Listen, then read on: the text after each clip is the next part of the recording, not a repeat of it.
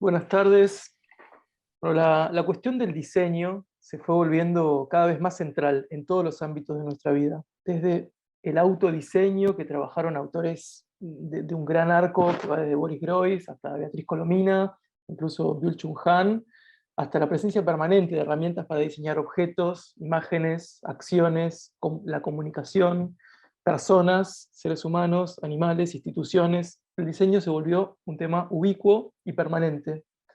Está claro que colectivamente, aunque por supuesto con niveles infinitamente distintos de responsabilidad, hemos diseñado colectivamente un planeta que ya es casi inhabitable, por lo menos para los seres humanos, ¿no? Tanto a nivel ambiental como a nivel económico. Y mientras que los gobiernos o los centros de poder tradicionales tienden a separar estos dos polos, ¿no? Lo económico contra, o a diferencia de lo ecológico, por ejemplo, la realidad es que si no aparecen miradas transversales, parece imposible pensar una subsistencia humana, por lo menos más allá de las proximísimas décadas, ¿no?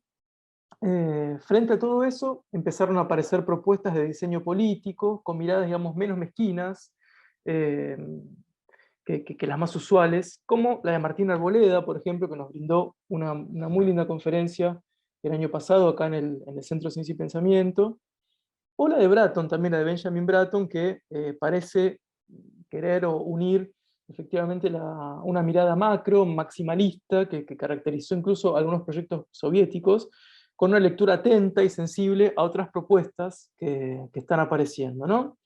Bratton es un gran crítico de lo que él llama la izquierda folk, pero también de los proyectos centrados en lo nacional o en lo individual, y es un autor que abre polémicas, que es en sí mismo muy polémico, y que abre debates que me parece que tienen un gran interés para estos tiempos, debates que atraviesan cuestiones fundamentales que venimos tratando de trabajar acá en los últimos años, acá en el Centro de Ciencia y Pensamiento, como las potencialidades de la técnica, la inteligencia artificial por fuera de la tecnofobia o de la acriticidad, de las ideas acríticas que también han aparecido sobre esos territorios, eh, la búsqueda de la transdisciplina, etcétera, ¿no?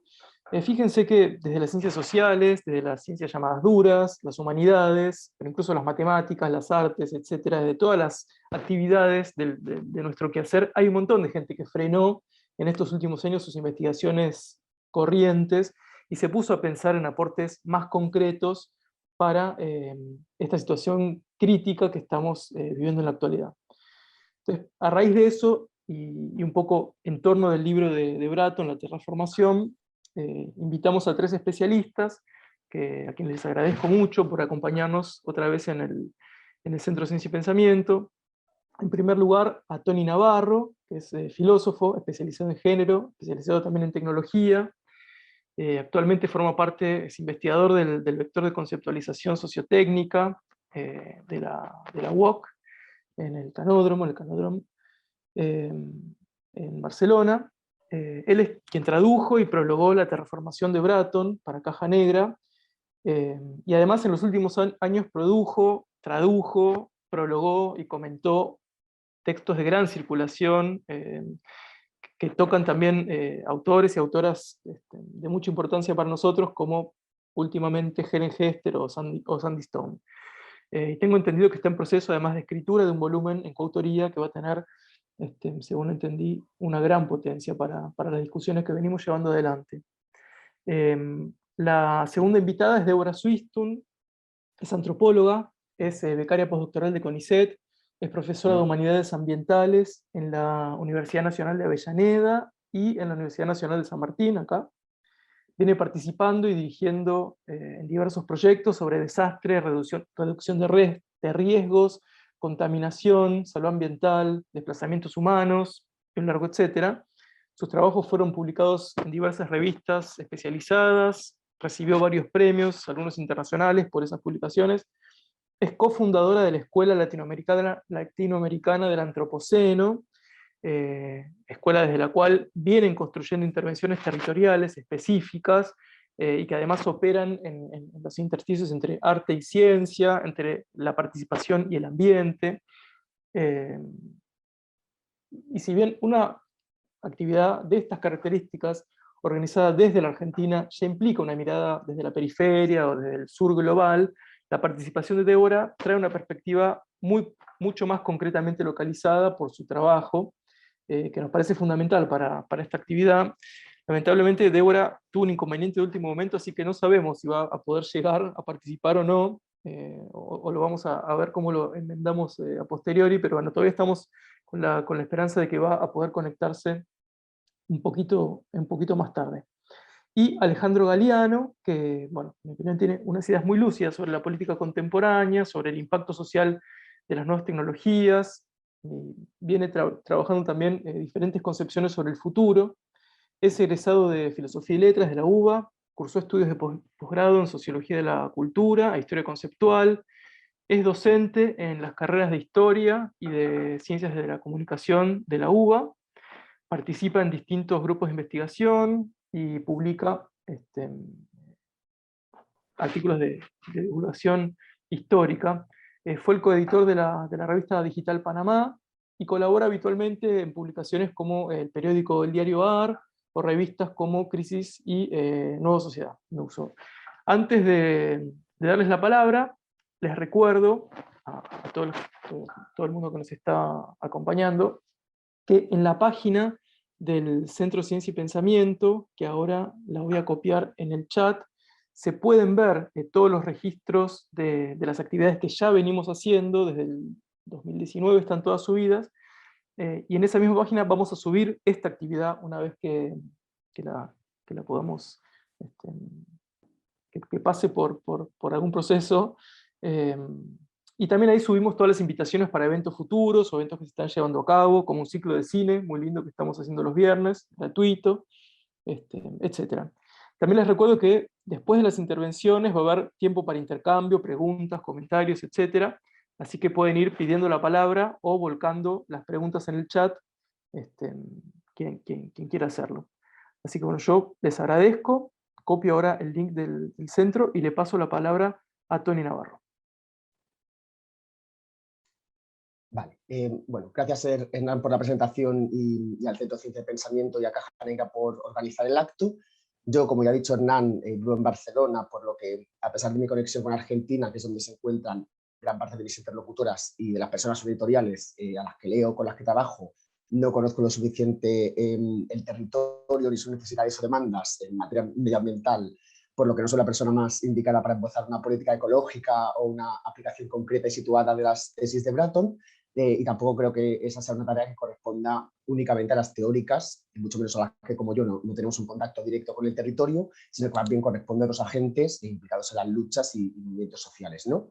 Y siguiendo con este ejercicio de localización o de ubicar el lugar del que hablo, te ha dicho Hernán que yo provengo de la filosofía y mi principal ámbito de interés son las teorías feministas de la tecnología, que fueron de hecho las que me hicieron interesarme en primer lugar por la terraformación, ¿no? Sobre todo el xenofeminismo, cuyos principios antinaturalistas y tecnomaterialistas apuntan a desacralizar la naturaleza y a entenderla como un espacio de conflicto en el que se puede intervenir mediante la tecnología.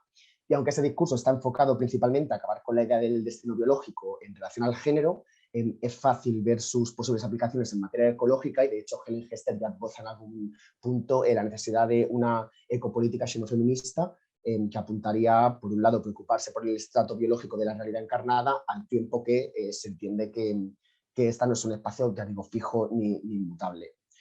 Otra gran influencia también fue el trabajo de autoras como Katia Faria y Ece Páez, que desde la ética animal defienden que estamos moralmente obligados a intervenir en la naturaleza para reducir o eliminar el sufrimiento de los animales no humanos frente a la idea fundamentada, como dicen, en una visión idílica de la naturaleza, de que estos disfrutan de una vida plena en estado salvaje y que lo preferible es evitar al máximo toda intervención humana, ¿no?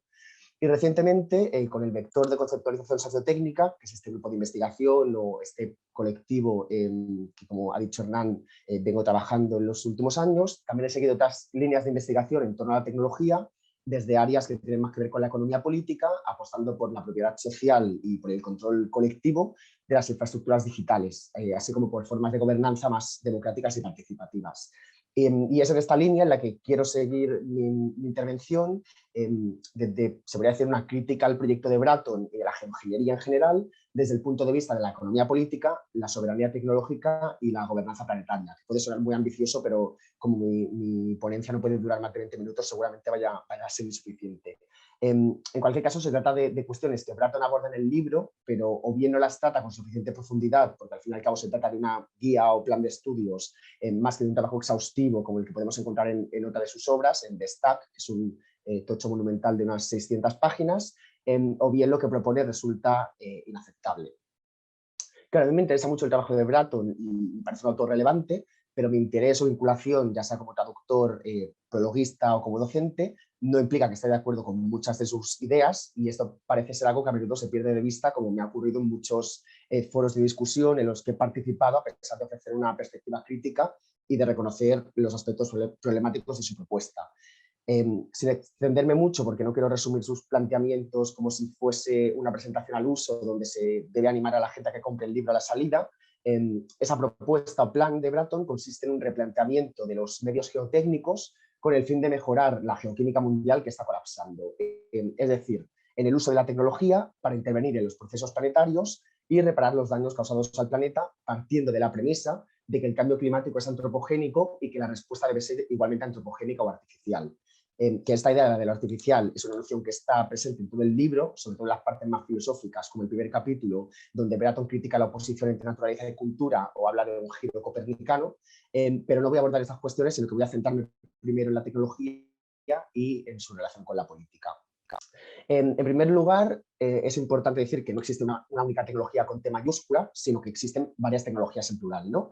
Y siguiendo a Young Hui, se podría hablar también de múltiples cosmotécnicas, que es una idea que apunta a entender que, aunque hasta ahora hemos pensado la tecnología como un universal antropológico, esta en realidad es posibilitada y constreñida por cosmologías particulares que van más allá de la funcionalidad o la utilidad, que es una idea que también viene de los estudios sociales de la tecnología, que demuestran que el desarrollo tecnológico no responde únicamente a imperativos técnicos racionales, sino a múltiples intereses de actores como las empresas, los gobiernos, etc. Bratton aborda esta cuestión de la cosmotécnica en una entrevista donde afirma, criticando a Hui, que no se trata únicamente de que las tecnologías se marquen de forma diferente las tradiciones cosmológicas, sino que la cosmotécnica debe reestructurarse y reformularse continuamente en relación con lo que las tecnologías revelan y hacen posible.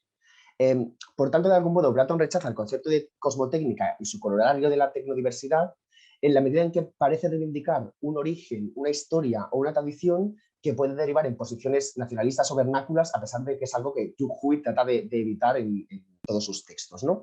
En opinión de Bratton, el impacto social más importante de algunas tecnologías no está tanto en lo que permiten hacer, sino en lo que revelan sobre el funcionamiento del mundo.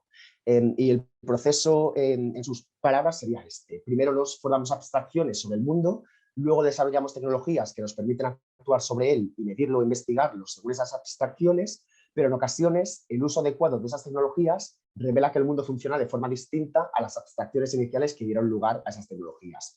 Él habitualmente diciendo que los microscopios no son la causa de los microbios, pero que ahora que sabemos que están allí, no podemos volver a ver las superficies de la misma forma. Empiezo con esto y me parece importante porque revela cuál es su concepción de la tecnología, que estaría alejada, dice él, tanto del determinismo tecnológico como del reduccionismo social. Es decir, para Bratton la tecnología no está bajo nuestro control ni puede analizarse únicamente a partir de las relaciones sociales humanas que la originan y la constituyen, y denuncia esta visión diciendo que se trata de que esta visión de la tecnología como un mero artefacto sociomórfico que reflejaría sus condiciones de aparición parece a veces un mecanismo de defensa con el que nos reposicionamos de nuevo en el centro de una historia cuando las implicaciones de lo que esa tecnología nos revela sugieren lo contrario. Frente a esto, el enfoque sociotécnico, que también recibe el nombre de constructivista o de conformación social, en el que yo me inscribo y en el que Bratton también parece inscribirse, sugiere que el cambio tecnológico es un proceso contingente y heterogéneo en el que la tecnología y la sociedad se constituyen mutuamente, que es lo mismo a lo que apunta él cuando habla de poner la dinámica, y ahora cito una frase de Terraforming, poner la dinámica interevolutiva de lo que se llama sociedad y tecnología a lo largo de un camino artificialmente coordinado sin subordinar un lado de la ecuación a la determinación del otro. Claro, esto nos lleva directamente al terreno de la política, ¿no? Para Bratton lo político y lo tecnológico convergen a escala, en la medida en que la tecnología surge en un contexto político determinado y viceversa, la política surge también de un orden técnico concreto. Sin embargo, lo político se ha convertido en una esfera diferenciada, ya no solo de lo técnico, sino también de lo económico y demás, que desde la teoría política moderna, sobre todo a partir de Carl Schmitt, tiene que ver con el establecimiento de una relación antagonista entre un nosotros y un ellos y la posibilidad de declarar un estado de emergencia y de suspender el orden jurídico, siendo esta posibilidad la que define la soberanía. Pero para Bratton, el soberano no es solo aquel que puede proclamar un estado de emergencia, sino que la emergencia también puede producir posiciones y actores soberanos a su propia imagen. De ahí que en el libro se pregunte qué soberanos o qué nuevas arquitecturas de gobernanza va a traer consigo la emergencia climática. En sus palabras, vuelvo a citar, en lugar de la cadena de representación determinante que se deriva de una declaración jurídica y que posteriormente se refleja en la forma de un aparato técnico, tal vez el soberano que surja de la emergencia y sea creado por ella se parezca más a un aparato técnico que posteriormente se indexa en la simbolización jurídica a medida que toma forma otra nueva normalidad.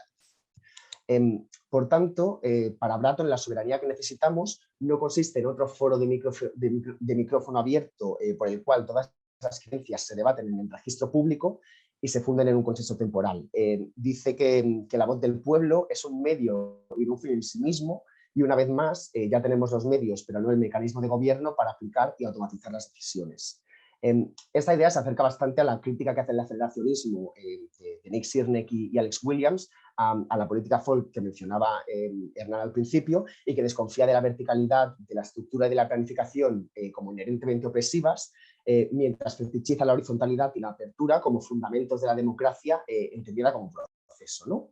Sin embargo, como afirman Sirnek y Williams en el manifiesto por una política aceleracionista, la democracia no se define únicamente por sus medios, ni por la votación, ni por el debate, ni por las asambleas populares, sino que la democracia verdadera debe definirse por su objetivo, es decir, por el autodominio colectivo. En ese sentido, en lugar de hablar de política folk, Bratton habla de un modelo avatar de representación política que sería, o la define como una cadena de suministro simbólica para la articulación de intereses transitorios y el cumplimiento de deseos, que básicamente funcionaría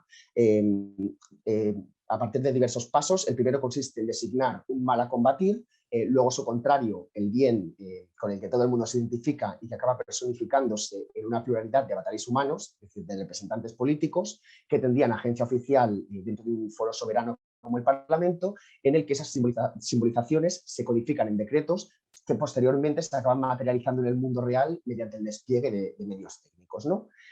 Claro, Bratton lo que critica es esta precedencia de lo simbólico frente a lo técnico. En su opinión, debería ser la realidad la que impulse la reforma y, por tanto, en lugar de considerar cómo los gobiernos pueden autorizar cambios en la política climática, la atención debería centrarse en cómo los cambios forzados por el clima en la geografía humana pueden, a su vez, cambiar las arquitecturas fundamentales de la gobernanza institucional. Claro, ¿cuáles son los medios geotécnicos y estas nuevas arquitecturas de gobernanza? En respuesta a la primera pregunta sobre los medios geotécnicos, para Bratton, antes de pensar en cómo la tecnología nos puede ayudar a combatir el cambio climático, debemos tener en cuenta que la propia idea de cambio climático es ya un logro epistemológico de la computación a escala planetaria y de la recolección masiva de datos. Y en ese sentido critica muchos de los discursos actuales en torno a la idea de vigilancia, como los de Shoshana Zuboff y otras, que denuncian la vulneración de la privacidad desde una visión liberal. De lo que se trataría es de reorientar esa infraestructura de captura, transmisión, almacenamiento de datos desde el ser humano individual y sus patrones de consumo, por ejemplo, hacia los sistemas ecológicos y los flujos geoquímicos del planeta que están colapsando. Sin embargo, su utilidad no se limita únicamente a la descripción del fenómeno, sino que también apuntan hacia su manipulación, ¿no? Es decir, los medios geotécnicos de los que habla Bratton incluyen también diversas tecnologías de intervención sobre el clima a gran escala que habitualmente reciben el nombre de geoingeniería, aunque como es un término paraguas que abarca distintas formas de intervención, hay quien prefiere abordarlas por separado porque cada una de ellas plantea riesgos y problemas bastante divergentes, ¿no? En cualquier caso, las más discutidas son primero la gestión de la radiación solar y luego la captura y secuestro de carbono. Y la primera consiste básicamente en usar la tecnología para enfriar el clima artificialmente, haciendo de la Tierra un planeta más reflectante. Hacer esto a gran escala sobre la Tierra implicaría que una cantidad significativa de la energía solar que entra en la atmósfera y queda atrapada pudiera ser interceptada, y enviada de vuelta al espacio antes de poder incrementar la temperatura del globo. Y para esto existen varias formas o varios despliegues tecnológicos. Uno de ellos consiste en colocar millones de espejos diminutos en la órbita terrestre. También se podían pintar grandes porciones de la superficie de color blanco y modificar genéticamente los cultivos para hacerlos más reflectantes. También se habla de inyectar aerosoles en la estratosfera o incluso de aumentar el brillo de las nubes. Y ya digo que esta primera vía, la de la gestión de la radiación solar, suele desestimarse porque entraña varios riesgos medioambientales, como por ejemplo la posibilidad de una acidificación continuada del océano. Es decir, si los seres humanos adoptaran la geoingeniería solar como solución al calentamiento global, es posible que el océano siguiera volviéndose más ácido, porque aproximadamente la mitad de todo el exceso de dióxido de carbono en la atmósfera se elimina por la succión del océano. Existe la posibilidad también de que esas partículas de aerosol en la estratosfera pudieran destruir la capa de ozono, de la misma forma que los aerosoles de agua y ácido nítrico producen el agujero de ozono estacional. En fin, la segunda vía, que suele ser la más defendida, es la eliminación y secuestro de carbono, que podría hacerse mediante árboles artificiales a una escala suficientemente amplia como para producir cambios significativos, o acelerando el proceso mediante el cual el dióxido de carbono se convierte en piedra. El objetivo sería eliminar el CO2 que ya se ha emitido, lo cual no va en detrimento de una reducción de las emisiones o una disminución de la producción y el consumo, como se propone del decrecimiento, y se suele pensar que decrecimiento y geoingeniería como que entran en conflicto, son incompatibles, a pesar de que hay muchas propuestas que apuntan hacia la posibilidad de compaginar ambas formas de intervención sobre el clima. Lo que está claro, y esto lo dice también el último informe del IPCC, es que si queremos restablecer la atmósfera a unos niveles óptimos, no va a ser suficiente únicamente con reducir las emisiones, sino que va a ser necesario también alguna forma de eliminación y secuestro de carbono. Para Bratton, y ahora cito de nuevo un fragmento, el programa de geoingeniería no busca preservar un statu quo con parches tecnológicos, sino garantizar que un futuro viable es literal y físicamente posible. Puede presentarse principalmente como tecnología, porque la transformación de la bioquímica planetaria es en sí misma una empresa tecnológica, pero es imposible desvincularla de la geoeconomía. Como efecto de esto, la arquitectura política necesaria para administrar adecuadamente tal infraestructura debe surgir para adaptarse al alcance de la condición. Claro, eso me parece importante porque una de las críticas más recurrentes a la geoingeniería y probablemente también al proyecto de Bratton en particular, tiene que ver con lo que se conoce como el moral hazard o como el riesgo moral. Es decir, si la gente percibe que existe una solución tecnológica fácil para paliar el calentamiento global que nos permita seguir como si nada, va a ser todavía más difícil reunir la voluntad nacional e internacional para reducir las emisiones, cambiar nuestros modelos de producción y de consumo y nuestras infraestructuras energéticas. Y ya digo que este es el argumento más antiguo y persistente contra la geoingeniería. Otras críticas tienen que ver con el control comercial de la tecnología, es decir, por preguntas como quién acabaría controlando los sistemas de geoingeniería, si serían los gobiernos, si serían empresas privadas que poseen patentes propias, a quién beneficiarían. Al final estos sistemas pueden plantear cuestiones análogas a las que plantean actualmente las empresas farmacéuticas y los conglomerados energéticos cuyos productos sirven aparentemente al público, pero que a menudo valoran los beneficios de los accionistas por encima del bien común. Y en una línea similar, igualmente preocupante, se encuentra también la posibilidad ya no de un control comercial, sino de un uso militar de esa tecnología. De hecho, Estados Unidos tiene un largo historial de intentos de modificar el clima con fines militares, incluida la inducción de lluvia durante la guerra de Vietnam para inundar las líneas de suministro en los vietnamitas e interrumpir las protestas antibélicas de los monjes budistas. Con lo cual, cabe preguntarse si podrían las técnicas desarrolladas para controlar el clima limitarse para siempre a usos pacíficos. Para esto, lo que propone es un modelo público de propiedad y gobernanza de la ingeniería, o por usar el eslogan de Andreas Malm, que es un famoso ecosocialista, socializar los medios de captura de carbono, en lugar del actual modelo de gestión privada que prevalece en la mayor parte de las propuestas. Justo ayer, Holly Jimbach compartió un informe firmado por varias autoras, incluida ella, en el que defienden que la captura de carbono debería ser impulsada por los gobiernos y no por las empresas. Y en el informe lo que defienden es que este modelo público resolvería muchas de las preocupaciones sobre el despliegue de la eliminación de carbono en nuestro sistema económico actual, que se basa en el mercado y que está dominado por los combustibles fósiles, al mismo tiempo que proporcionaría una vía para eliminar el carbono y compensar las emisiones que son inevitables. En realidad, los modelos públicos ya prevalecen o están presentes en otras formas de infraestructura de las que dependemos, como el tratamiento de agua y de los residuos, y lo que deberíamos hacer sería extender esta lógica también a la eliminación del carbono, ¿no? los fondos públicos destinados a esta eliminación del carbono deberían emplearse para financiar empresas públicas, reduciendo la necesidad de comercialización y aumentando el intercambio de la tecnología. Y estos fondos deberían, provendrían de impuestos y tasas a los contaminadores y a las industrias extractivas, tanto actuales como históricas, obligando a las empresas a compensar su papel en la crisis climática. El modelo ideal serían cooperativas destinadas a este fin, a eliminar el carbono, que podrían ser de propiedad colectiva, siendo sus dirigentes elegidos directamente por la comunidad local, o, por el contrario, los municipios podrían poseer y operar directamente la infraestructura de forma similar a las instalaciones de tratamiento de agua. En cualquier caso, la toma de decisiones colectiva garantizaría la rendición de cuentas y la participación de los miembros de la comunidad, y un mandato para negociar convenios colectivos fuertes garantizaría el beneficio de los trabajadores y las economías locales. Para mí se trata de una propuesta interesante, sobre todo en la medida en que aborda las tres dimensiones de la justicia climática, ¿no? Que son, y ahora las explico brevemente, la distribución, la participación y el reconocimiento. La distribución contempla la forma en que se reparten los bienes materiales de un proyecto o una actividad, ya sean recursos naturales, ganancias económicas, etc. Y lo que suele ocurrir en la mayoría de conflictos socioambientales es que una determinada actividad trae grandes beneficios a un grupo de personas, como los accionistas de la empresa petrolera de turno, pero impacta negativamente en otro grupo o comunidad, atentando contra sus modos de vida.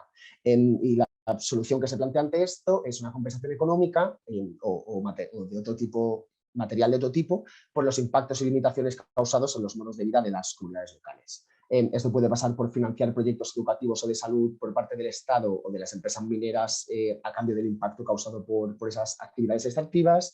Puede pasar por actividades de desarrollo sostenible en áreas protegidas para compensar la restricción en el uso de recursos naturales.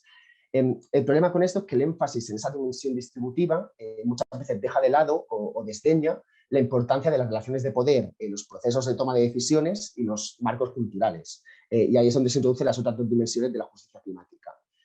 Por un lado, es necesario garantizar también el reconocimiento cultural de las comunidades, proteger sus derechos territoriales y de autodeterminación, respetar sus formas de organización social, sus mecanismos de toma de decisiones, así como sus cosmovisiones y formas de valorar el ambiente. Y esto lleva también a la dimensión participativa, que incluye procesos institucionales que sean justos y equitativos en asuntos públicos vinculados a la gestión y uso del ambiente y de los recursos naturales. Por volver al informe, las autoras plantean la siguiente disyuntiva.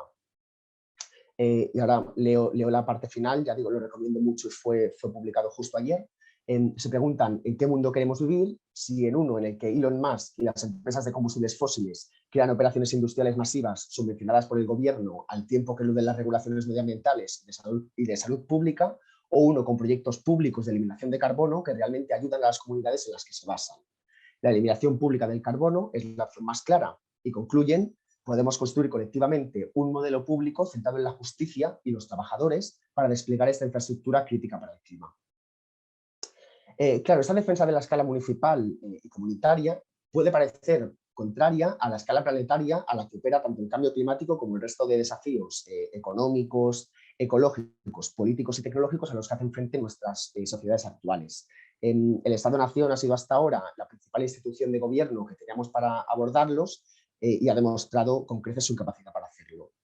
Y en realidad, según muchos autores, el problema es precisamente la escala de los desafíos que se le pide gobernar, para los que siempre resulta demasiado pequeño o demasiado grande, y encontramos un buen ejemplo justamente del cambio climático, ¿no? Es decir, por un lado, la causa del problema es la emisión de gases de efecto invernadero que operan a un nivel planetario, lo que requiere una acción colectiva más allá del cumplimiento voluntario de acuerdos por parte de cada Estado-nación, al mismo tiempo que sus efectos varían drásticamente de una localidad a otra, para lo que se necesitan estrategias de adaptación que estén basadas en un conocimiento exhaustivo del impacto climático que solo puede proporcionar la proximidad que tienen justamente los gobiernos locales.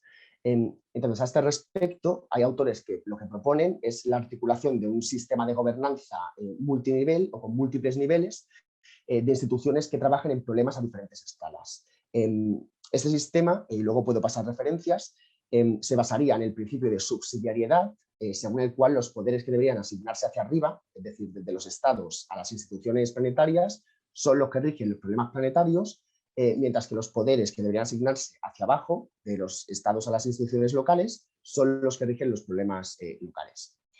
En esto es lo que debería consistir la gobernanza planetaria, que Bratton menciona brevemente en algún artículo donde plantea de forma provocadora la construcción de un nuevo orden mundial, pero creo que pueden encontrarse propuestas mucho más sistemáticas y rigurosas de política planetaria o de democracia transnacional, menos tecnocráticas si se quiere que el proyecto de Bratton, en autores como Lorenzo Marsili, que recientemente publicó un libro titulado Planetary Politics, donde plantea 5 vías para construir un sistema de tales características. La primera vía consistiría en la creación de partidos planetarios que llevarían la participación democrática más allá de las fronteras nacionales, permitiendo que los ciudadanos de otros países tengan la capacidad de intervenir sobre aquellas decisiones en ámbitos como la política climática o económica que afectan al conjunto del planeta.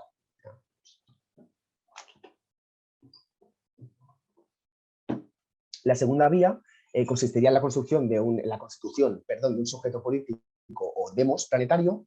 Y para ello, Marsili parte de los debates actuales en torno al antropoceno para afirmar que somos ya, de hecho, un sujeto político común, aunque no se reconozca como tal y tenga todavía una conciencia de sí mismo, cuya acción conjunta está ejerciendo una transformación dramática y destructiva de su hábitat.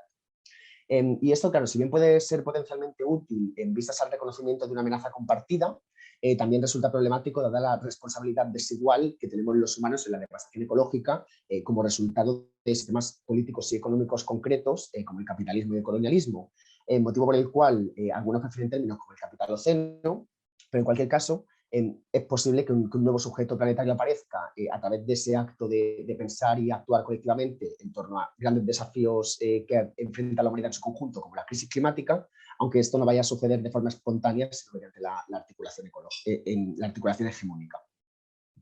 La tercera vía sería la construcción de instituciones con capacidad de implementar y generalizar políticas de gran alcance, es decir, instituciones planetarias, que de hecho ya existen y podemos encontrar ejemplos como la Organización Mundial de la Salud, la OMS o el Fondo Monetario Internacional, pero el problema es que o bien no son vinculantes porque carecen de poder ejecutivo, o bien responden únicamente a los intereses concretos de los estados que forman parte, por lo que había que reorientarlas hacia el interés general.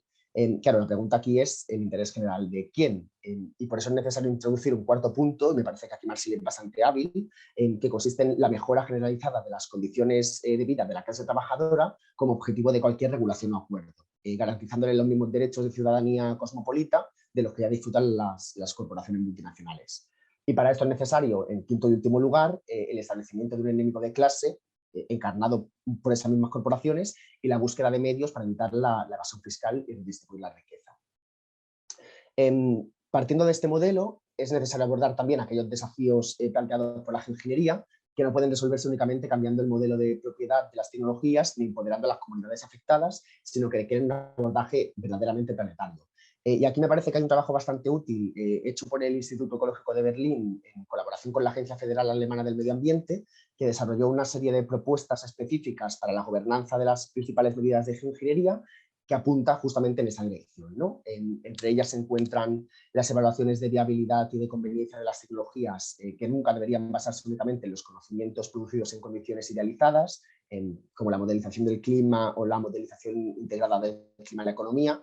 Es decir, tenemos que partir del hecho de que se trata de sistemas complejos donde es imposible prever las consecuencias del despliegue y por tanto se debe partir siempre del principio de precaución, aunque hay quien sugiere que en realidad el principio que debería regir todas esas investigaciones es el de proacción, es decir, la idea de que no actuar o no desarrollar una tecnología por sus posibles consecuencias negativas ya es una decisión que puede ser igualmente perjudicial. Bueno, otra propuesta consiste en que las evaluaciones de las tecnologías con implicaciones globales deben tener en cuenta los riesgos y complicaciones generados por la fragmentación internacional de la política y de la historia del mundo. Los diseños institucionales para gobernar la geoingeniería deberían incorporar también formas de conocimiento diversas y situadas, así como implicar una amplia participación. En esta línea, aunque a veces deberían tratarse por separado, es necesario un marco de gobernanza global o planetario, tanto para la eliminación y el secuestro de carbono como para la gestión de la radiación solar, para evitar ese riesgo moral o retroceso de la mitigación. Y, por último, debería establecerse un proceso de gobernanza para las tecnologías de geoingeniería que fuese separado de la gobernanza del clima. En cualquier caso, y concluyo ya, son necesarios más esfuerzos en este sentido y deberían alejarse del enfoque tecnocrático que seguramente sostiene Bratton, pues seguramente que sostiene Bratton, para motivar la participación de la sociedad civil tanto en la toma de decisiones como en el diseño de las tecnologías. Y ahora le doy paso a Alejandro.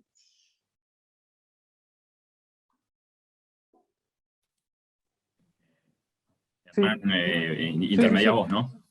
Perfecto. Bueno, muchísimas gracias, Tony. Bueno, por suerte queda grabado porque quien preguntó. Tony, por ahí después, si querés, puedes igual poner en el chat alguna de las referencias que mencionaste.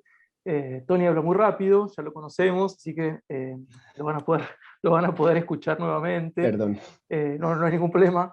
Yo me acordaba, perdón, que uso un segundo, pero me acordaba de algo que pasó este año en enero, creo, que es que Facebook, por acceder a través de WhatsApp, digamos, o Meta, por acceder a través de WhatsApp en Argentina, a todos los teléfonos de todos los contactos de quienes descargan WhatsApp, pagó una multa que era la más alta que la ley argentina tiene para esa acción, que eran $40.000 más o menos. Es decir, es muy poco lo que hoy en día puede hacer un Estado, sobre todo un Estado, digamos, con una economía no desarrollada, digamos, frente a acciones globales digo, me resonaba mucho lo que estabas diciendo en términos de qué tipo de política tendría que poderse pensar. Bueno, Alejandro, te paso la palabra. Muchas gracias. Perdón por la desprolijidad, pero como Tony me tiró al centro directamente a mí, vi al capitán y quise ver si se me toca a mí. Bueno, gracias Tony, gracias a Gonzalo y a Hernán por la invitación y gracias a todos ustedes por conectarse. Yo quería hacer una presentación muy focalizada, porque me parece que Tony ya presentó lo presentó digamos, in extenso a Bratton. Recién antes de conectarnos, recordaba que esta charla se iba a hacer originalmente a fines del año pasado. De Bratton está un poco en la cresta de la ola porque, digamos, es una de las personas que con la pandemia pudo decir, bueno, yo avisé, ¿no?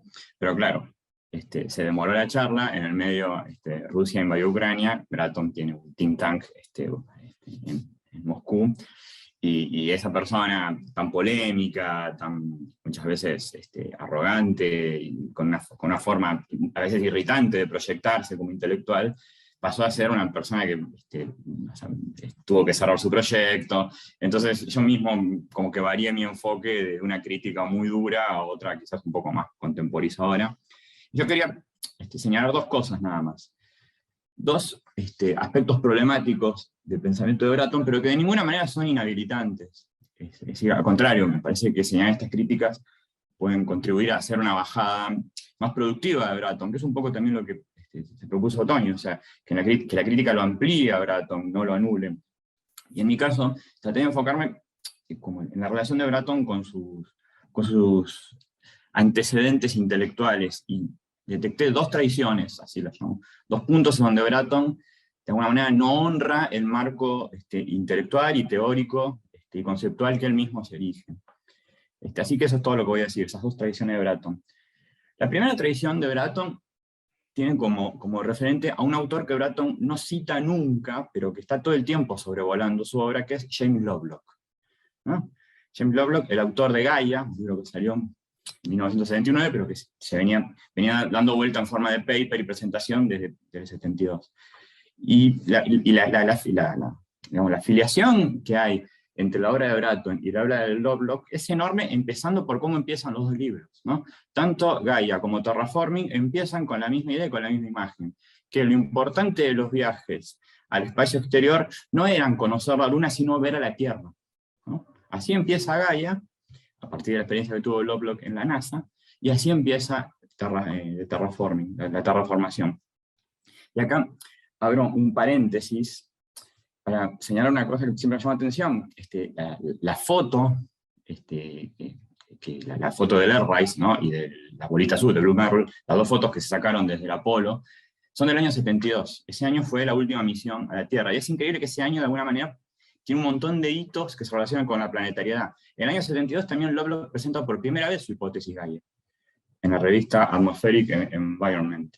En el año 72 también se presenta los límites del crecimiento, el informe Meadows, que va a, o sea, que señala los límites físicos que tenía el desarrollo capitalista en relación a los recursos de la Tierra. Ese mismo año se celebra la primera cumbre de la Tierra en Estocolmo. Ese mismo año también se publica un libro que se llamó Los árboles tienen derechos, de Christopher Stone, y que es como el puntal para lo que más adelante va a ser conocido como la Deep Ecology.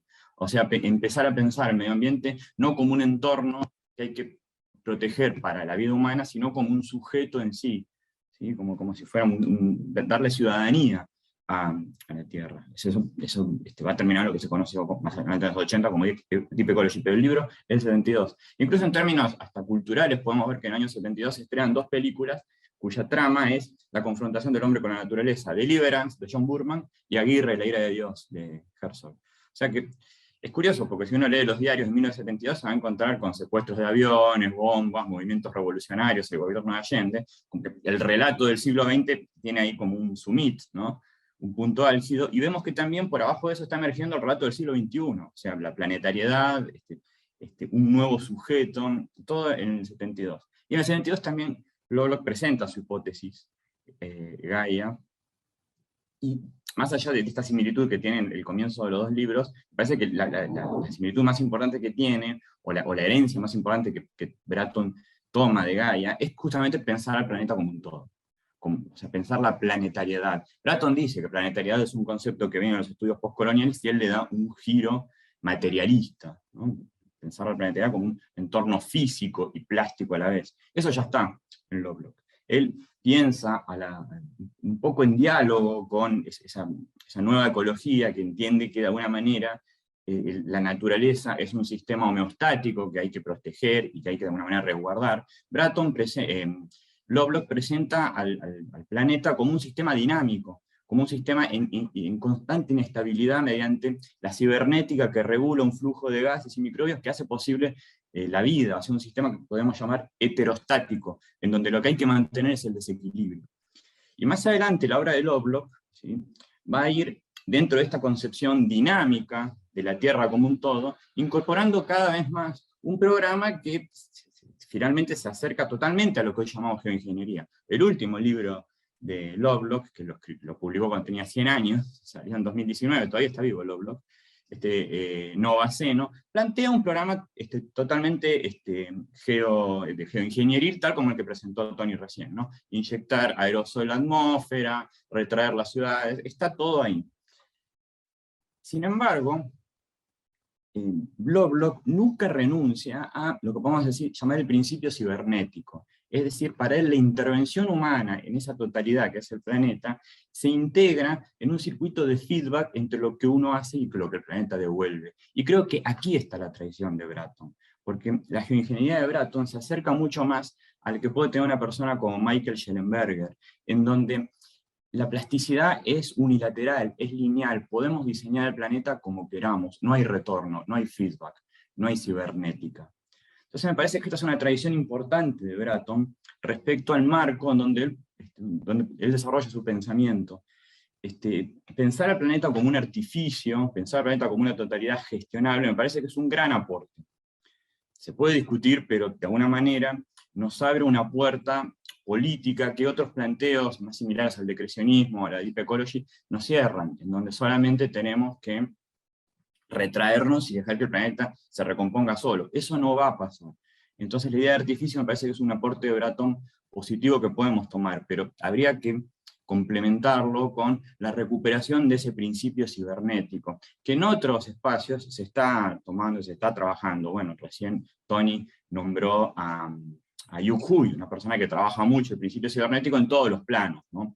Un libro sobre la cibernética de la contingencia, más centrado en lo que es el pensamiento y la ontología, otro sobre el arte, etc., pero también ha cubierto el costado ambiental, y ahí me parece que podemos llevar a Bratton más lejos de sí mismo, podemos corregir esta tradición de Bratton para hacerlo más productivo para nosotros.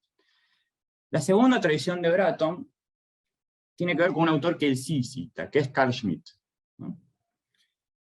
Carl Schmitt, jurista alemán, perteneciente a la Revolución Conservadora, tuvo un paso por el gobierno del Tercer Reich, a pesar de que hoy en Argentina, y creo que también en España, es más leído por la izquierda que por la derecha, se transformó en un autor de referencia progresista o populista de izquierda, sin embargo, bueno, una persona totalmente de derecha antiliberal, y que desarrolla una teoría decisionista de la política en diálogo, en confrontación, con la teoría normativista de Hans Kelsen, ¿no? Recordemos, Hans Kelsen entendía que había una jerarquía normativa, una pirámide que hoy se enseña en los colegios, ¿no? En donde arriba de todo está la Constitución, que es la ley suprema, y de ahí van bajando a tratados internacionales con categoría constitucional, tratados internacionales sin categoría constitucional, leyes fundamentales, leyes ordinarias, y al final de todo aparecen los decretos y resoluciones, y al final de todo aparece la decisión política, ¿sí?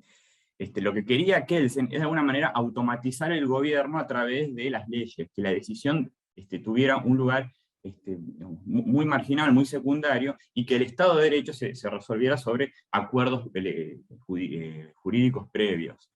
La respuesta de Schmitt a esto es que estaba buenísima la pirámide siempre que todo funcionara bien, siempre que no hubiera ningún problema, pero ante el conflicto, ante digamos, el caos, ante la excepcionalidad, ¿sí? Tiene que aparecer una persona que tome una decisión por afuera de cualquier norma. Y esa persona, ¿sí? Ese catejón, ¿no? Que frena el mal, es el que define la soberanía. Ahí nace la soberanía. La soberanía no se puede establecer por acuerdos jurídicos, nace en un acto de decisión. ¿Sí?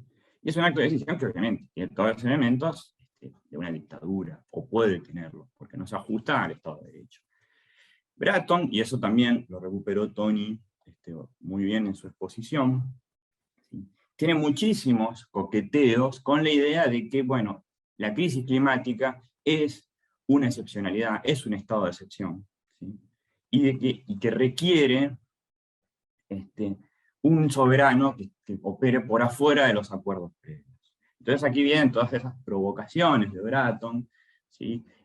Como decir que no hay lugar para la voz individual, que no hay lugar para ciertos reclamos NIMBY, ¿no? No en mi patio trasero, como se le llama, a esa forma de abordar los problemas muy, muy particular, muy individualista, en donde la gente no piensa en la totalidad, sino piensa en cómo puede afectarla a ella, determinada política, sobre todo con el tema de energía nuclear, que es como uno de los puntos fuertes de Bratton, ¿sí?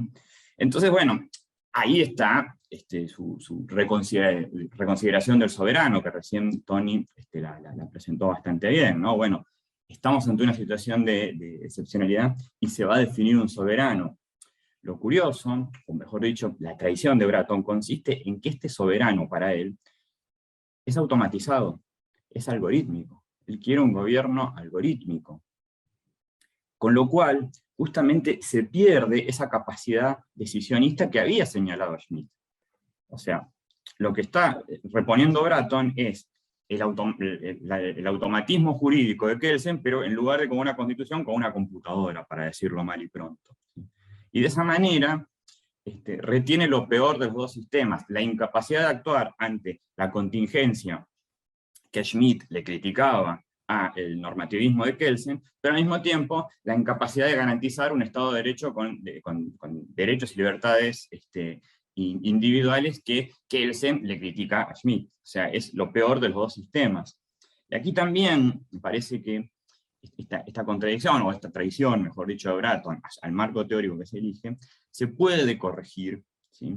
Porque aquí hay un aporte importante que hace Bratton, que me parece que es de los más importantes que tiene de terraforming, y luego aparece más o sea, en su último libro, La venganza de lo real, que todavía no se tradujo, creo, The Revenge of the Real, que es un libro ya escrito a propósito de la pandemia, aparece más fuerte, que es criticar a este sujeto deseante, ¿sí? Que han terminado conformando, ¿sí? Las democracias occidentales, ¿no? O sea, ya la democracia liberal no se sostiene de un ciudadano burgués individualista como podía haber sido en el siglo XIX, ¿no? La experiencia de masificación de los años del siglo XX y principios del siglo XXI, el neoliberalismo, si quieren llamarlo así, fue definiendo más un sujeto replegado sobre su deseo, replegado sobre su consumo, y las críticas que hace Bratton a lo que él en Terraforming llama política de avatar, y en The Revenge of the Real llama directamente populismo, pensando en el populismo de derecha, es que son gobiernos que no pueden decir que no. no pueden decir vamos a bajar las emisiones, no pueden bajar el consumo innecesario de sus sociedades. Entonces ahí hay una crítica pertinente de Bratton.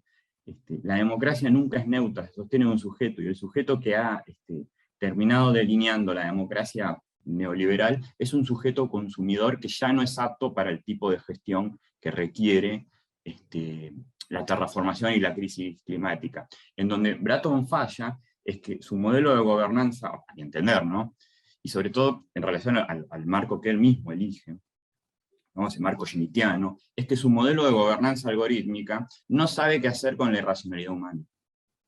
No hay lugar para lo que no sea racional. Y esto nos redirige a otros debates muy interesantes que se están dando ahora, por ejemplo, el que hay entre Nick Land y Reza Negarestani, en donde Nick Land también apuesta por una inteligencia artificial que eventualmente se emancipe de todo lo que es animar en el ser humano. Incluso Tony tiene un artículo, que ahora no me acuerdo del título, que salió en CCCB, donde hablabas de pensar a la inteligencia artificial como un fenómeno de corporalidad expandida que incorporara aquello que no es racional, aquello que no es intelectivo. El modelo de Bratton, ¿sí?, va a tener que lidiar en un momento con qué hacer con ese resto deseante que, aunque vos pongas toda la decisión en un algoritmo, va a seguir subsistiendo ahí, y puede entorpecer seriamente, ¿sí?, la gestión algorítmica. Entonces esa es la segunda tradición de Bratton.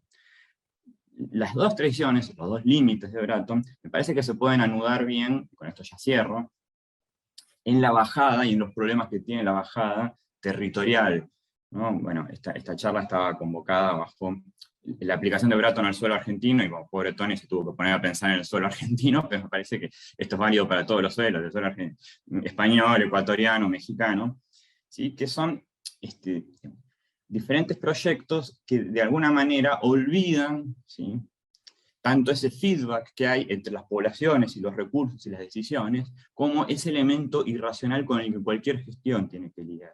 Entonces, cuando vemos proyectos decrecionistas, muy bien intencionados, con un diagnóstico muy preciso, pero que directamente están diciendo que toda la gente va a tener que vivir con menos porque sí, uno no puede evitar pensar que van a tener que aplicar políticas todavía más autoritarias que la del propio Bratton, a pesar de que muchas veces estos discursos están envueltos en un horizontalismo de política folk, como dijo recién Hernán.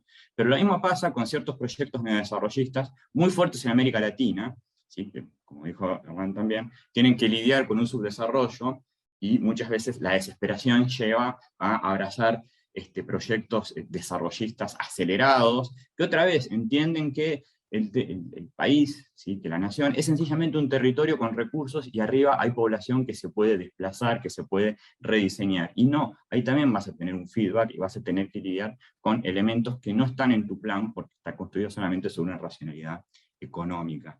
Entonces me parece que estas dos tradiciones, estos dos límites de Bratton, son productivos para pensar un Bratton que nos sirva, en lugar de desecharlo todo y tirar junto con el agua sucia también el bebé de una idea de planeta artificial que es muy productiva, y una crítica a esta democracia consumista, a este ciudadano deseante, que también es muy productiva. Bueno, eso es todo lo que quería decir. Muchas gracias. Bueno, muchísimas gracias, Alejandro. La verdad que es súper interesante. Lamentablemente Débora no va a llegar, me acaba de avisar que le va a ser imposible resolver la cuestión que tiene antes de la próxima media hora, así que estas fueron las intervenciones, digamos, la más pensada desde el territorio. Lamentablemente va a estar ausente. Vamos a ver si podemos después salvarlo con algún texto o algún otro tipo de intervención de Débora, en el momento en que hagamos pública, digamos, o divulguemos esta charla. Yo pensaba simplemente, no sé, una o dos cosas para disparar. Igual ya hay un par de preguntas en el chat, así que no tomaría mucho tiempo, pero sí me interesa mucho, digamos, la cuestión que planteabas recién, Alejandro, en torno del deseo de la ciudadanía, digamos. Es decir, en el momento en el que se expande el derecho al deseo, el derecho al deseo individual, muestra precisamente lo terrible de su naturaleza. Es decir, cuando la inmediatez del deseo podría expandirse a toda la población, muestra lo imposible de la subsistencia de ese formato, ¿no? Y por eso se vuelve justamente difícil ver cómo digamos, una vez que se construye un ciudadano de la inmediatez, cómo se media, qué instituciones, qué tipo de medidas pueden funcionar como mediadoras entre ese deseo individual, muy aplicado a situaciones muy concretas, y las necesidades del planeta en general. Había una pregunta para Tony y una pregunta para Alejandro, ya escritas. En primer lugar, de Marina Riesnik para Tony, sobre la propuesta de este organismo supranacional vinculante, que busque mejorar la calidad de la vida de la clase obrera, dice, literalmente. Dices, ¿suponés, Tony, que se puede instalar en un mundo en el que no hayan sido abolidas las clases? Y leo la otra, así después les paso la palabra a ambos. Para Alejandro, de Silvia Sánchez, ¿cómo legitimamos las soberanías de emergencia por fuera del orden jurídico? Es decir, claro, ¿qué alternativas, bueno, se te ocurren a vos? No vamos a pedirles que hablen por Bratton sobre esta cuestión. Vale, empiezo yo respondiendo. Esta idea de articular la política planetaria en torno primero al establecimiento de un enemigo de clase y tener los intereses de la clase trabajadora como objetivo de cualquier regulación o de cualquier decreto tiene que ver precisamente con evitar que la política planetaria acabe convirtiéndose en eso que Rancière o Zizek llaman pospolítica, ¿no? Es decir, en un terreno donde las visiones ideológicas globales se sustituyen únicamente por decisiones tomadas por expertos o por élites económicas, y donde la decisión se cambia por la gestión y los problemas aparecen únicamente en términos de, bueno, solucionistas. Yo obviamente parto, es decir, cuando hablo de esa propiedad pública de las tecnologías de geoingeniería o cuando apunto hacia el control comunitario democrático de todas esas infraestructuras, parto de un modelo marxista que creo que es un enfoque que le falta a Bratton. Y no creo que pueda darse ese escenario ideal sin pasar por la abolición del modo de producción capitalista. Luego me gustaría señalar, bueno, dejo a Alejandro que conteste, pero me gustaría señalar algo sobre su intervención.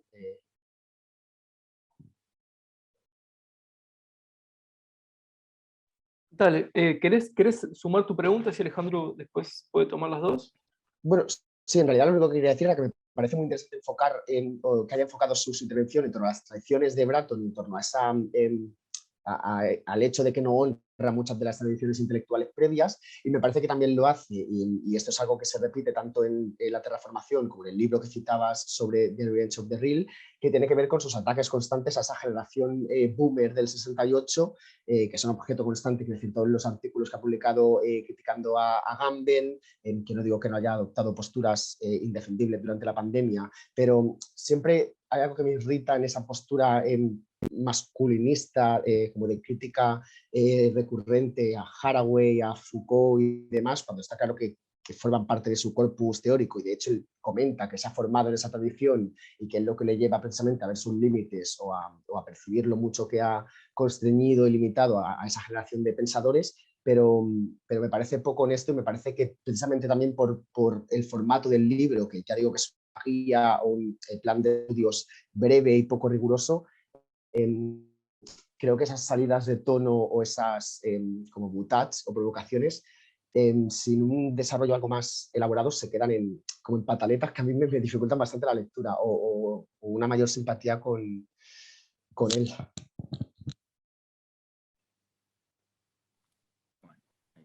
Perdón, pero tengo poca luz, eso recién estaba moviendo.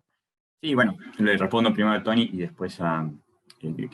me acuerdo el apellido, pero no me acuerdo el nombre del asistente que había hecho una pregunta. Creo que era Sánchez. ¿Cuál era el nombre, Hernán? Era Silvia. Silvia. Bueno, sí, era Silvia Sánchez.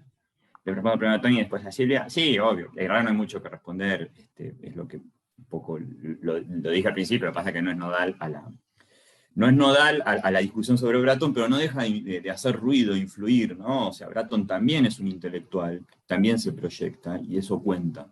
Y la manera que se proyecta Bratton, sí, la verdad, es muy desestimulante para cualquier debate, es una persona muy asertiva, quiere matar a los padres, creo que es un poco lo que trató de decir Tony, o sea, desde la República Federal de Lacan, podemos decir que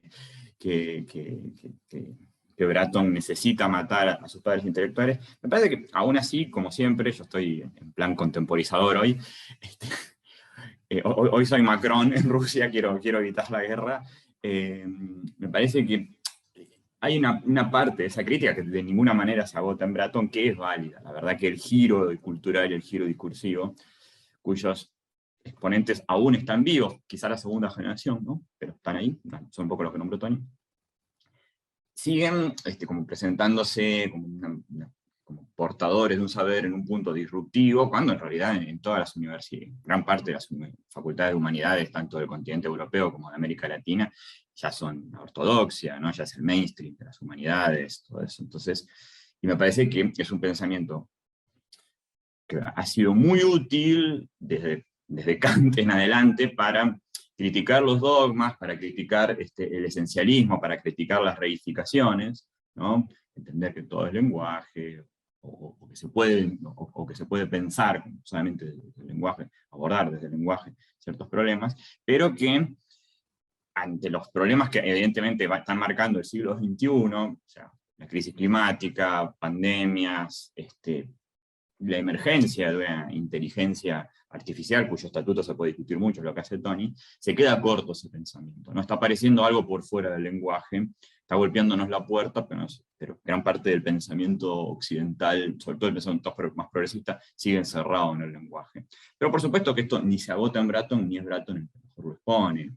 Lasiux, Brassier, todo el llamado giro ontológico, o un nuevo materialismo, un nuevo realismo, todavía en pininos, ¿no? Todavía gateando, porque no hay nada muy redondeado ahí, pero digamos, han hecho una crítica, me parece que mucho más sincera, mucho más estimulante para el diálogo a ese giro. Bratton a veces parece querer limitarse al bullying, ¿no? Bueno, su artículo sobre Agamben se llama Agamben What the Fuck, ¿no? Es como que ya tiene esa proyección, y eso, bueno, no deja de ser un ruido para leerlo tranquilo.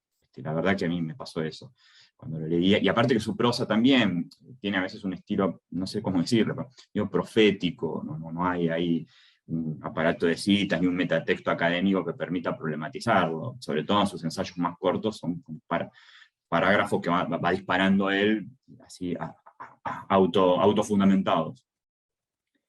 Respecto a la crítica la pregunta de Silvia, que me parece que la pregunta de Silvia, un poco, o sea, las dos preguntas, tanto la que le hicieron a Tony como la que le hicieron a mí, van lo mismo, bueno, ¿cómo gestionamos esto? En el caso de Silvia, apunta a ese flanco schmittiano que tiene Bratton. Creo que es el principal problema que hay con Bratton, que es un pensador en un punto antidemocrático, o si quieren, no democrático, porque está planteando que la participación plena en todos los asuntos públicos, hoy por hoy es un obstáculo para la gestión de la planetaria. Curiosamente, para mí no es el problema más complicado de Bratton, ese. Digo, es bastante transparente y le generaría a Bratton toda una interlocución que quizás Bratton no quiere, pero ahí está Alexander Dugin, ¿no? Ahí hay un pensamiento neorreaccionario, pensemos en Curtis Yarvin, ¿no? Que también está criticando a la democracia. No sé si Bratton quiere salir en esa foto, pero digamos, ahí tampoco Bratton está solo. El problema es que lo plantea a escala global. Y si las dictaduras son problemáticas, no solamente desde el punto de vista ético, sino desde el punto de vista práctico, porque a veces no son eficaces. Nos podemos quedar con el caso chino. Sí, bueno, hay una dictadura que gestionó muy bien la transición al capitalismo, pero de América Latina, desde África, podemos tener un montón de contraejemplos de dictaduras que gestionaron muy mal, justamente por ser dictaduras y por no tener ningún tipo de feedback con la sociedad que se proponían modernizar, lo que sea. Bueno, en Argentina ni hablar, ¿no? Entonces, si una dictadura tiene una eficacia discutible en términos locales, pensemos una dictadura en términos globales. Pensemos un gobierno unilateral, algorítmico, en términos globales. Bratton ahí se tendría que complementar, como todos los imperios, ¿no? Con un montón de instancias locales de gestión, ¿sí? Y ahí eso escaparía totalmente al algoritmo. No hay un algoritmo capaz, hoy por hoy, capaz de barrer toda la superficie de la Tierra. Entonces, ese es un problema importante en Bratton. No solamente lo que uno puede criticar de cierta fe democrática, sino incluso en términos de eficacia. Sin embargo, no deja de ser, y lo reitero, interesante pensar el límite que plantea la democracia a este problema, sobre todo porque la democracia nunca es plena. La democracia siempre elige dónde generar igualdad, dónde generar libertad y dónde no.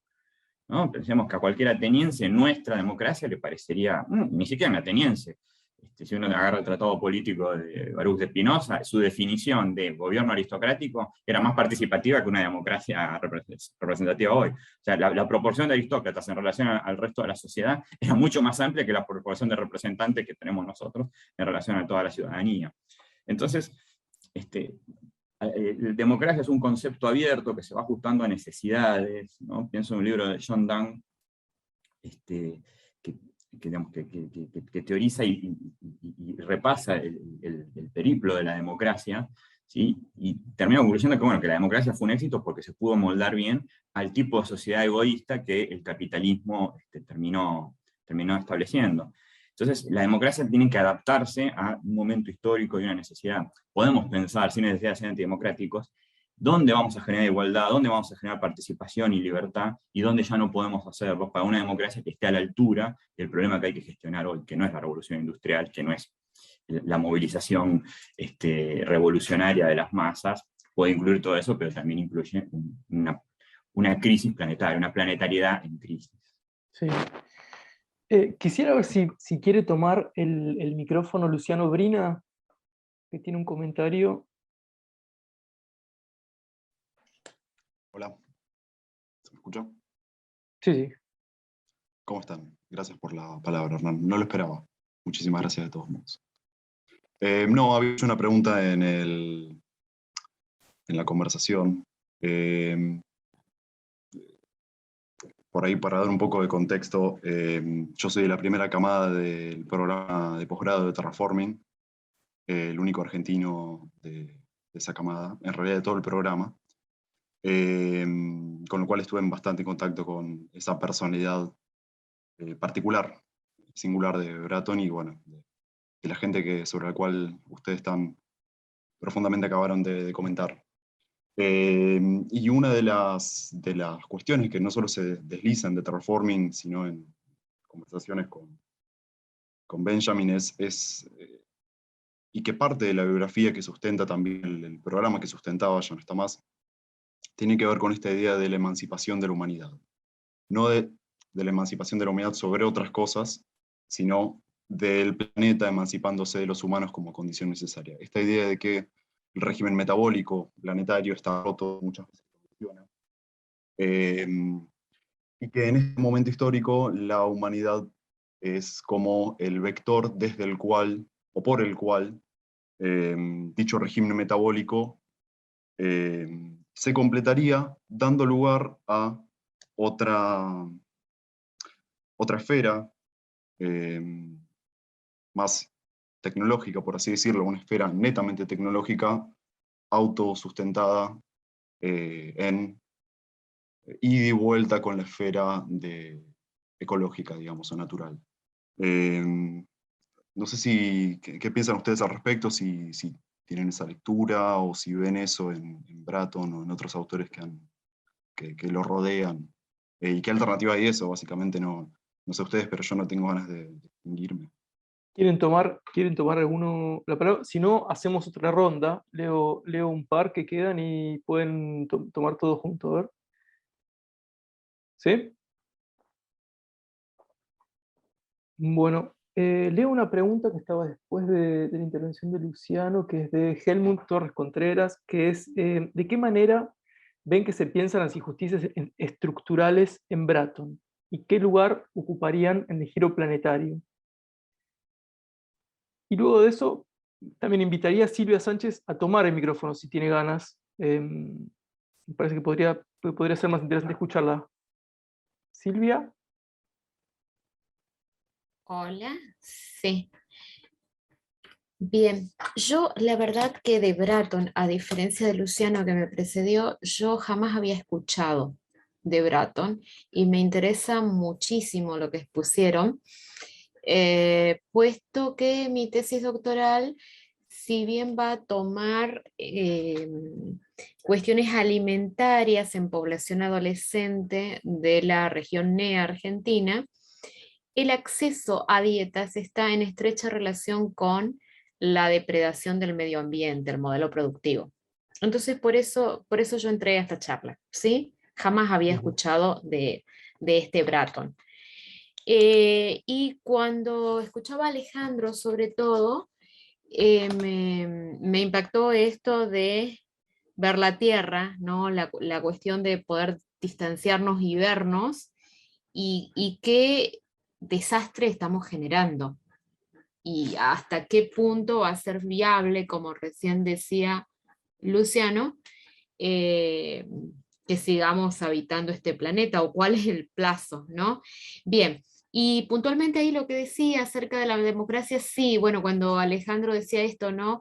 Es muy interpelador, porque la democracia como modelo hegemónico, o el mal, o lo mejor, el mejor sistema de gobernanza, hasta qué punto, bueno, sus grises, ¿no? Sus bemoles, eso.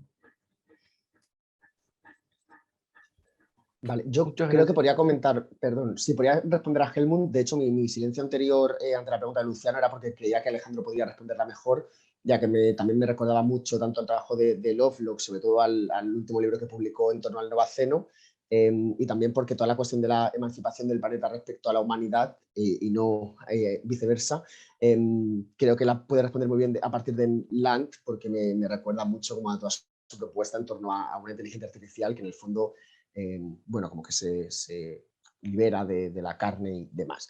Yo respondiendo a Helmut, claro, realmente el giro planetario, como comentaba Alejandro, tiene su origen en el pensamiento decolonial y empieza con Gayatri Spivak, que en el año 92 cita una conferencia llamada Imperativos para reimaginar el planeta, donde propone pensar el planeta como un espacio común que nos fuerza a responsabilidades colectivas para con el otro, ¿no? Y en ese sentido, la injusticia estructural tiene como un peso importante.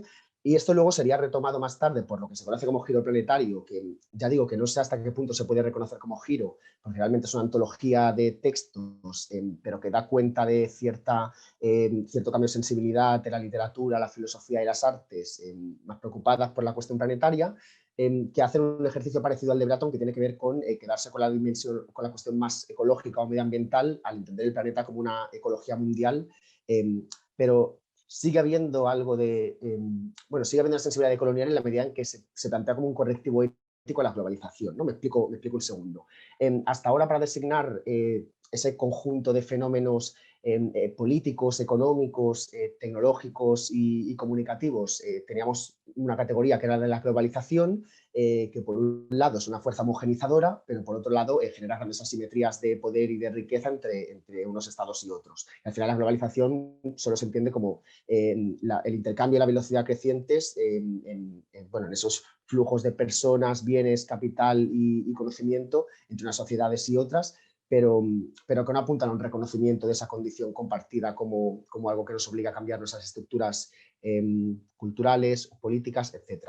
Es decir, que el giro planetario en realidad sí que albergaría o sí que pensaría las injusticias estructurales. El problema es que, como comentaba Alejandro, en Bratton lo que consiste la planetariedad es en entender el planeta como un entorno físico y plástico despojado de todas esas reflexiones en torno a los problemas que plantea la globalización. Es decir, mientras el giro planetario denuncia la globalización porque plantea que hay que plantea un respeto hacia la diferencia, se basa en conceptos como la relacionalidad, en conceptos como el diálogo. En Bratton todo eso se elimina para pensar únicamente el planeta como una realidad física y astronómica. Bueno, yo tomo la posta para tratar de responderle simultáneamente, porque me parece que estamos medio jugados con el tiempo, no sé, hasta 5:30, pero bueno. A Luciano, a Silvia, y vi en los comentarios que también Marina Resnick pregunta por la recepción que hubo de Gaia, de la hipótesis Gaia en América Latina. Bueno, o sea, voy a responder a los tres de un solo tiro, una especie de Guillermo Tell de las respuestas, pero bueno, espero que funcione. Primero le respondo a Marina porque a priori es relativamente fácil responder eso, a pesar que a posteriori requiere otra charla. Que bueno, la recepción de Gaia en América Latina es más o menos la recepción que tuvo el pensamiento de Lovelock fuera de su entorno más chico, que es a través de la ecología profunda, de la deep ecology. O sea, vamos a decir, un pachamamismo, ¿no? Como dice Pablo Stefanoni, entender al planeta como un ser sintiente, pero que también, bueno, pasa lo mismo que critica Tony en otro artículo sobre la inteligencia artificial, ¿no? O sea, ese inevitable antropogenismo de la inteligencia artificial nos va a superar porque es mala, entonces tenemos que hacernos amigos de ella porque es una persona más, ¿no? Y entonces el planeta Gaia de repente se enoja y nos manda un tsunami porque es una persona más, cuando el propio Lovelock dice una y otra vez, no, le pongo nombre por una cuestión casi de branding, de marketing, pero yo quiero hablar de otra cosa, no es que Gaia se enojó con nosotros. A pesar de que todo el libro que sacó después Lovelock incluían a Gaia en el título como si fuera una persona, la venganza de Gaia, ¿no? Pero bueno, cuando uno lee, él refuta un poco esa interpretación que tuvo dentro de la ecología profunda, su hipótesis, y América Latina llegó así. Quizás sería bueno una nueva lectura de Lovelock. Ir directamente a Lovelock y no a través de sus exegetas y tratar de reponer lo que quiso decir Lovelock. Un trabajo de intencionalismo sobre Lovelock. Y respecto a lo que dijeron Luciano y Silvia, son cosas muy distintas, no lo quiero meter en la misma bolsa y requeriría una respuesta particular, que tampoco puedo darles plenamente los dos. Los tienen que ver con pensar el planeta, y hasta qué punto pensar ese planeta no supone también pensar una autonomía del planeta respecto a la gestión humana. Me parece que, otra vez, lo mejor de estas ideas es cortarlas un poco, ¿no? O sea, ponerlas en situación. Hemos abusado del planeta Tierra en todos estos años, que podemos discutir cuántos son, si son 200, según la teoría más aceptada del antropoceno, o sea, a partir de la revolución industrial, si son 10.000, según Jared Diamond, o sea, desde que empezamos a cultivar la Tierra ya empezamos a hacer daño, o si tiene que ver con las detonaciones nucleares de la segunda mitad del siglo XX. Pero como sea, vamos, la crisis planetaria nos agarra quizás con un poco de culpa. Una culpa como especie, que tiene que ver con un discurso antihumanista que viene acompañado de eso. Entonces es muy fácil, sobre todo del plano de las humanidades, que tienen, y lo digo como parte de ellas, cierta irresponsabilidad para abordar los problemas, porque otra vez estamos hablando nada más ese lenguaje, es muy fácil irse al otro extremo, ¿no? Entonces plantear un mundo sin nosotros, un planeta emancipado, y acá me parece que otra vez el principio cibernético es un elemento útil. A la humanidad no le sirve un planeta sin humanidad. O sea, inmolarnos para salvar el planeta, no sé si es hasta qué punto un plan. Tampoco nos sirve una humanidad sin planeta, que sería el proyecto que uno ve atrás de Musk, ¿no? de Branson, o sea, bueno, ya está, como una segunda colonización, ¿no? Repetir lo que hizo Europa en el siglo XVI, que lo haga el planeta Tierra en el siglo XXI. Bueno, esto no va para más, nos vamos. ¿Sí? O sea, ojalá se pueda hacer, no estoy en contra de la carrera espacial, pero eso no es solución, de ninguna manera es solución. ¿Sí? Tenemos que y tampoco subsumir a la humanidad, porque que desaparezca la humanidad es un planteo que tendría, no sé, John Searson. Muchos de los que plantean es que la humanidad vuelva, ¿sí? a subsumirse en la naturaleza, ¿no? El giro ontológico de Higos de Castro, ¿no? Eso me parece que también es imposible en términos políticos. Hay que pensar el feedback adecuado entre la humanidad que tenemos, con lo difícil que es modificarla, y el planeta que tenemos. Eso requiere política, que es justamente el costado más flaco en Bratton. Él no tiene una fórmula política. Y es curioso porque no es un ingeniero, no es un químico, no es un geólogo, es un sociólogo. Entonces, a veces los sociólogos se entusiasman de más con disciplinas ajenas a su formación y terminan viendo en esas disciplinas soluciones que los especialistas en esas disciplinas son los primeros en descartar, porque creo que ningún geólogo, ningún ingeniero diría, sí, está bien, vamos. ¿Sí? Me parece que ese es un tema que no podemos perderlo. Respecto a cómo puedo aportar Land a esto, porque lo nombró Tony nada más, Land no habla de una emancipación del planeta respecto a la humanidad, habla de una emancipación del capital respecto, que es una discusión muy interesante, pero por supuesto que ni Land, ni todos sus acólitos, porque a veces Land es una figura como demasiado extrema para dialogar, tiene una dimensión, o sea, están tan encerrados en la inmanencia del capital, expresado a través de la tecnología, del dinero, del blockchain, que el planeta se les escapó totalmente. Entonces me parece, y por otra parte, vamos a decirlo. El único verdadero aceleracionismo es el aceleracionismo de Land, o sea, es una apuesta al colapso. Los aceleracionismos de izquierda, con sus buenas intenciones, no apuntan a otra cosa que no sea, digamos, cierta incorporación de la variable técnica al viejo programa igualitario democrático, pero el único que quiere acelerar hasta que todo se rompa es Land. Entonces, puede ser muy estimulante, pero de ninguna manera vamos a encontrar una solución, creo que a ningún problema, pero mucho menos a la crisis planetaria en ese tipo de razonamientos nihilistas. Entonces, otra vez apelaría no solamente a cierta moderación política, sino a cierta cibernética intelectual para ver cómo se puede gestionar esto de verdad, y que no quede en un programa extremo que da vueltas por campos de humanidades, pero que nunca se puede discutir en serio.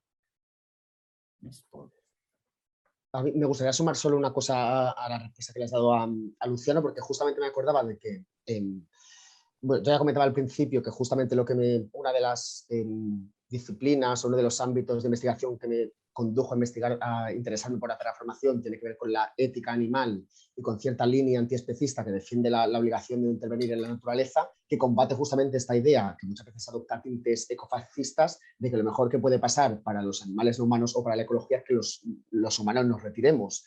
Y pensaba justo en la participación que hizo Helen Hester en el segundo año del programa, donde proponía, en lugar de una terraforming o de cómo transformar el planeta Tierra para hacerlo habitable para las formas de vida humanas y no humanas, era justo lo contrario, eran anthropoforming, o qué transformaciones debe llevarse a cabo la humanidad o la especie humana para convertirla en un huésped. La verdad es que a mí no profundicé mucho en su propuesta, creo que simplemente fue como una intervención de unos minutos, pero me parece interesante, sobre todo relacionándolo con otra parte de su trabajo que tiene que ver con la crítica del excepcionalismo humano, más bien la crítica a ciertas ideas poshumanistas en torno al excepcionalismo humano, que lo que hacen es negar la agencia y pensar que hay que hacer una equivalencia o un aplanamiento total entre las responsabilidades y las agencias que tenemos, humanos y no humanos, lo cual impide ver que posiblemente seamos no excepcionales en las condiciones de nuestra creación o en la gloria intrínseca de nuestra especie,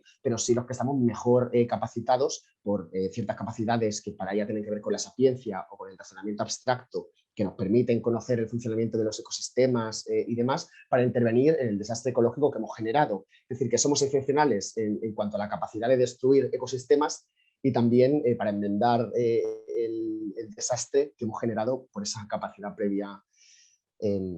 Así que sí, yo tampoco creo que una retirada de lo humano sea una buena solución. Muy bien, estamos literalmente sobre la hora.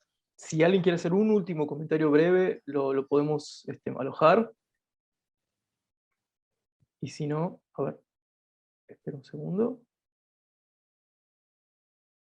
Y si no, bueno, vamos a darle cierre como corresponde en horario. Bueno, yo quiero agradecer muy especialmente a Alejandro, a Tony, bueno, a Débora lamentablemente que no pudo estar ahora presente, a cada uno de los que participó, a la gente de Caja Negra que nos ayudaron también con la organización, Alfredo Brasil, a Javier, a Diego. La charla de hoy me parece que fue bastante fundamental para lo que estamos tratando de plantear desde el centro, así que se los agradezco muy especialmente. Y ya veremos cómo, digamos, si es posible la síntesis de un nuevo equilibrio que incorpora algunos de estos elementos, o habrá efectivamente un mundo sin humanidad. Les agradezco muchísimo. Pronto van a tener novedades sobre dónde se aloja esta conversación. Y bueno, los seguimos invitando a las próximas actividades que haremos desde el centro. Muchísimas gracias.